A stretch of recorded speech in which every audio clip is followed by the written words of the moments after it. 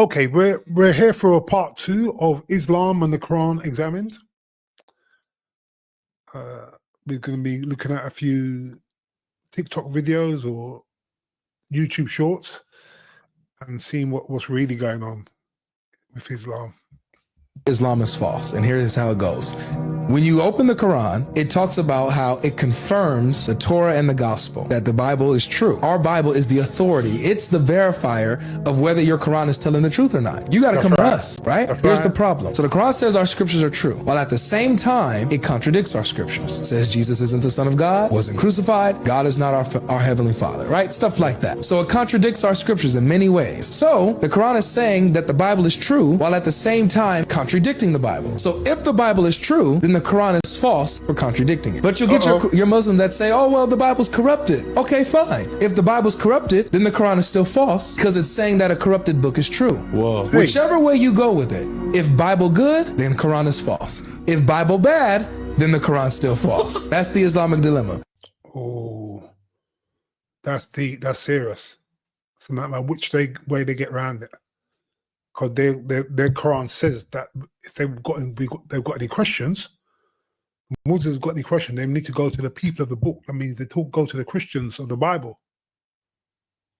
But the issue is that the Quran says that the Bible is corrupted. What I don't understand is how, if God made the Bible and the Bible's corrupted, how did he make the same Quran and the Quran's not corrupted? It's just... Sounds nice.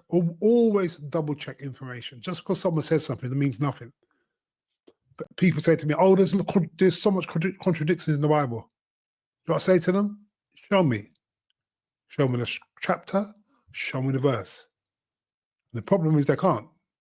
Anyone could be a critic. The critic's job is the easiest thing.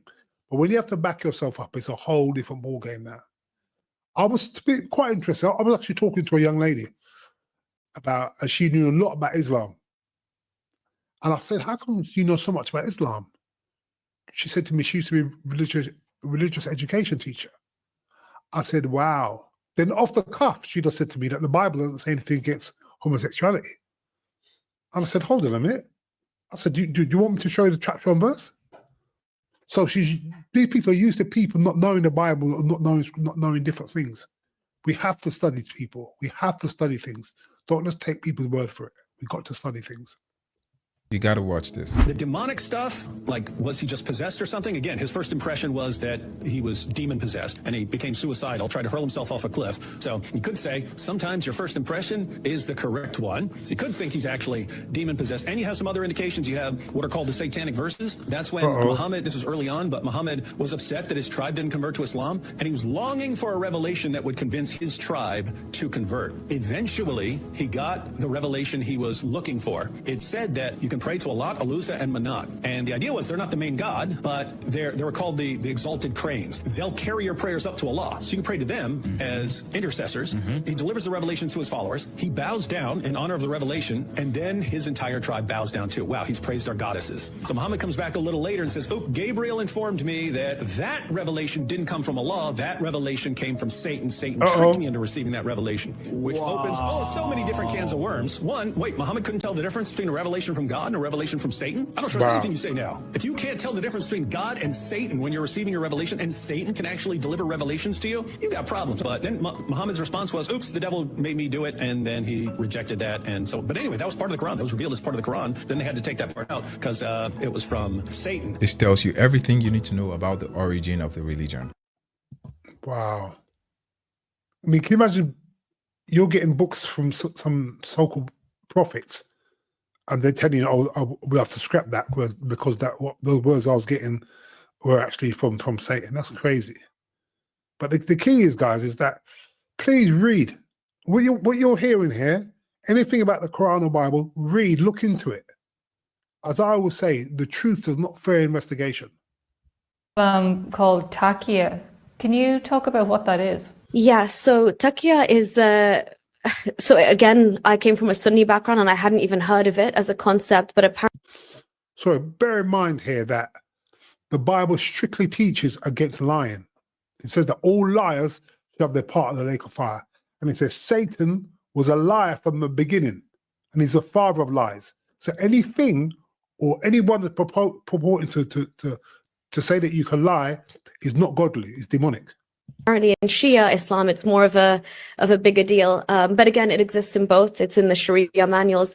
Essentially, to just in a nutshell, it's giving you permissibility to lie in order to further propagate the cause of Islam. Wickedness. So essentially, in order to make Islam look good or to, keep its PR in check, if you will, you're allowed to bend the truth, and you're allowed to hide and mask your identity and your real intentions and your real objectives in order to further Islam in any way. In any way, so there's no moralistic boundaries to that? Not that I'm aware of. If the end goal is that it will further Islam in any way that's positive, that's anything is okay. Okay, and if anyone would like to follow you on social media or to see more of your stuff, where can they do that? It's not a look. It's not a good look, guys.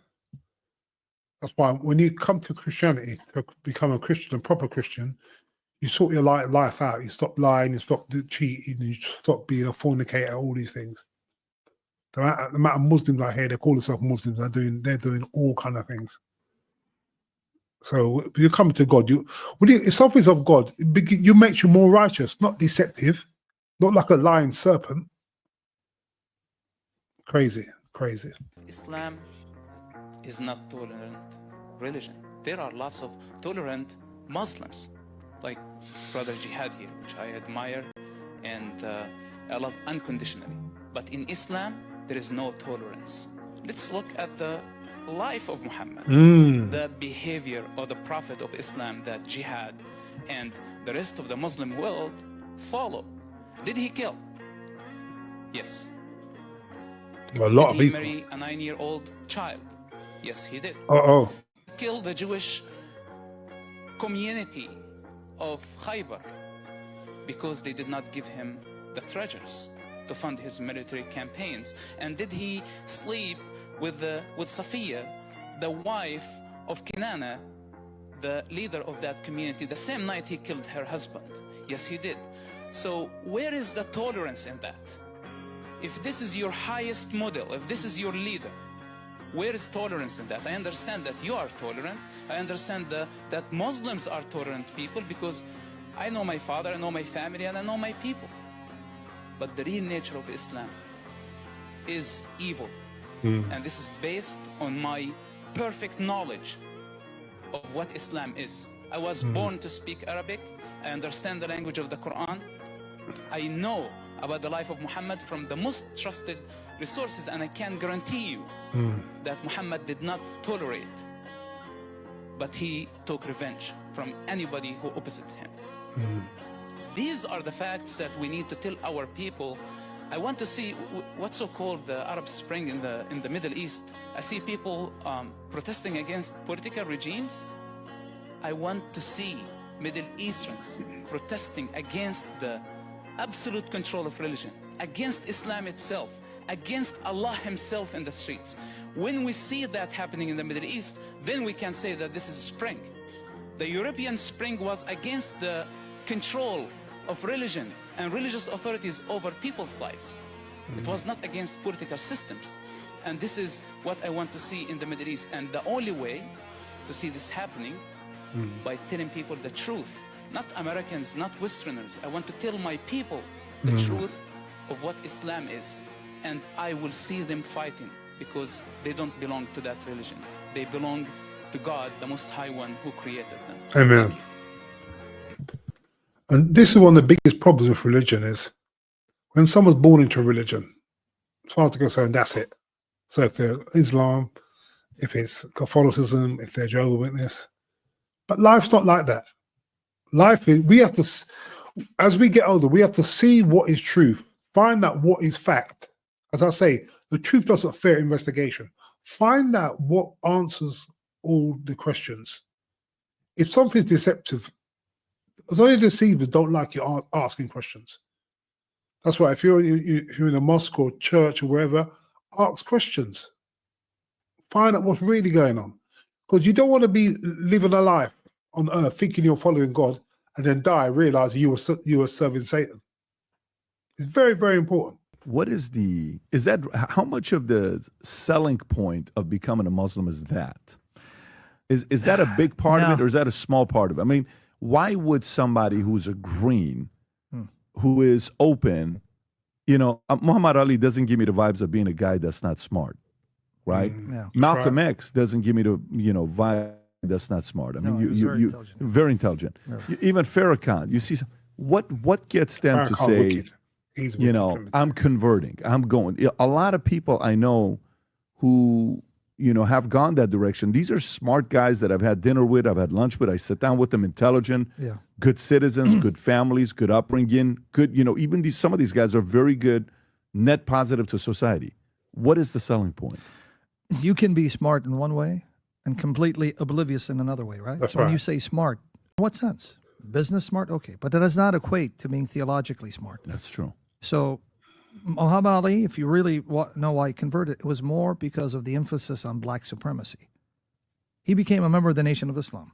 Nation of Islam is just black supremacist mindset. So when you're oppressed and you have someone saying, hey, you're the original man and Allah's a black man and the white man's a devil, if you feel oppressed and inferior, that kind of gives you the false pretext that, no, you're special. And that's why you're being oppressed. So his conversion wasn't because he knew Islam. He knew black supremacy, black-centric Islam, which is contrary to the teaching of historic Islam. So when you say, why did he? Yeah, they're smart, but are they smart in religion? Have they studied their sources? Do they understand? Because you have brilliant Christians who are millionaires, but don't know a lick of the Bible. That's right. So I don't deny they're intelligent in one way, but it doesn't mean they understand their sources. Now, when you say, is this a selling point? This is one of the things they don't mention. This is why I was saying that within 5 years, when people study Islam and see the aspects of Islam, they're shocked. That's why they accuse us of lying immediately. When I say the Quran says it, you're lying. Doesn't say, because they're shocked. Just like a Christian will be shocked to hear what's in his Bible if he's not properly trained. Most Muslims are shocked to hear when I say, oh, Hazrat Aisha. He said Hazrat Aisha. Did you know she was 9 when Muhammad offered her? You're a liar. You're lying. Right? But wait, then they say, well, it was acceptable at that time. Or, no, these are lies. These are later traditions. So not every Muslim is on board because not every Muslim knows. But if you're convinced, now here's the problem. If you're convinced it's the truth, you're stuck with it. Okay, what option do I have? It's so important to make sure you read, as I said, make sure you study, see what's really going on. Warning their followers about a coming avalanche. And if we don't take constructive steps to deal with this, it is going to become an avalanche. Sounds serious. Please tell us more. Muslim youth leaving Islam. I like the sound of that. Can we get some statistics? According to the studies that's been done, 24% of Muslim youth are leaving Islam. Back when I was getting started, before I even had a YouTube channel, it was fairly rare to hear from ex-Muslims. They were there, but there didn't seem to be a lot of them. Here we are, not even 13, 14 years later, and 24% of young Muslims are leaving Islam? What's the percentage going to be 5 years from now? What about 10 years from now? Do you see why they're panicking? 24% of Muslims, young Muslims, are leaving. Remember, they've got things like the internet now. They've got things like videos like this that open up their eyes. Must remember, Jesus said that he's the way, the truth, and the life. No one comes to God but by him, but by Jesus. So although the Quran talks about Jesus being a prophet, Jesus is more than a prophet. And we must examine everything. I pray that it comes to double 24. And more people leave Islam and come to God and worship God in spirit and in truth. Islam is compatible with democracy, certainly Western democracy, the way we practice them. Are they compatible in any sense? If you define democracy as holding elections, Muslims will hold elections to come to power, and then they will abolish democracy, and they will say no more elections. Yeah. So the ultimate destination of Islamism is the end of democracy. It is the end of democracy. It's the application of Sharia law. It is to say an Islamist does not believe that human beings can make laws. An Islamist wants to apply God's law, Sharia law, as he sees it. And so wherever Islamists take control, that's the first thing that they do. They come in and they say, as of now, when the Islamic State in Iraq and Syria, the Taliban in Afghanistan, and in places people don't care about and never look to, but places like Mali, parts of Niger, parts of the DRC, the Democratic Republic of Congo, parts of Somalia, everywhere when the Islamists come out of Aceh in Indonesia, when they come to power, what they try to do is to apply Islamic law or Sharia law. And they spell that out. They say it. It's one of those really important things where you shouldn't be listening to experts who talk and speak and analyze Islamists. You should listen to the Islamists themselves and what they tell you. Of course, which is the antithesis of free speech, obviously. And free speech is, as we all know, a cornerstone of democracy. Absolutely. All the Islamic country you can raise a Palestinian or Iraqi flag into. You can walk Parliament Square and raise Palestinian flag here. We are not going to take bullcrap. Look how hypocritical it is now. Everybody's sailing a boat to English Channel. Why haven't I heard anybody on the desert to Saudi Arabia? You have the right to respect the British authority and the law here. You come here, you owe yourself a life here. You abide by the constitution of the law here. If you don't like it, go home. The life they can't live in their own country, they think they can come here and destroy people to live it here. Anybody that migrates to England, if you don't like the country, go home. Go home. That's right. Let me see now. I'm born and bred over here. It's not perfect, but I'm not cussing down the country left, right, and centre. If you don't like it, go to your own country. Even in America, people are cussing America. If they don't like America, go somewhere else. Talk is cheap, Don't be cussing people's countries down and you're in the country. If you don't like it, go back to where you want to go to. Why do I say you have to be careful demonizing all Muslims? Because many of them are victims of the system, right? And I don't know. I was going to say something, but anyway, they're victims of the system. But coming to the explanation, I'm going to explain 4:128. Now, remember, how many wives can the Muslim have? Up to 2, 4. 3, or 4. Yeah, so you can have 2, 3, 4. Okay, if you could handle it and be Muhammad had 11. 11. When he died, he widowed 9. Now, what makes it more tragic and disgusting? This is why I cannot believe if someone knows Jesus, he'd leave Jesus for Muhammad. That's why I say if you want to really get people to never consider Muhammad, say, look what Muhammad did compared to Jesus. Jesus' beauty will show you how disgusting these teachings are, right? Focusing on, look at Christ, look at Muhammad. In fact, comparing Muhammad to Paul, the apostle, a glorious, holy servant of Christ. And all he was a servant. If you see his lifestyle and his purity, he makes Muhammad look filthy by comparison.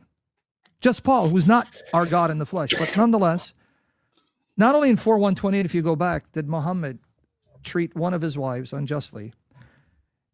Every single wife of Muhammad, after he died, could never remarry again. That's in the Quran. You cannot have his wives after him. So he left some of them widows. Aisha was 18, they say, and others in their 20s widows, and some of them lived to their 50s without ever being able to marry, have children. This is what he did to them. And you're telling me he's a mercy unto mankind? Seriously? And what does it tell you about a man who had 9 wives and couldn't get any of them pregnant? Uh-oh. How can you have 9 wives and you can't get any of them pregnant? And you're oh God, that doesn't make any sense. And even that again, I would say it'd be good to actually study. If you want to know what's really going on, study about Muhammad, his life, what he did, and study about Jesus. You'll see that basically what you've got, he's basically a warlord. He's a warlord saying that he's speaking for God because he went on jihad, he killed a lot of people. You never see Jesus out there killing anybody. So it just put Muhammad against Jesus, look at the historical evidence on both of them, and you'll see that their lives were totally opposite. One was God in flesh, the other was just basically a warlord.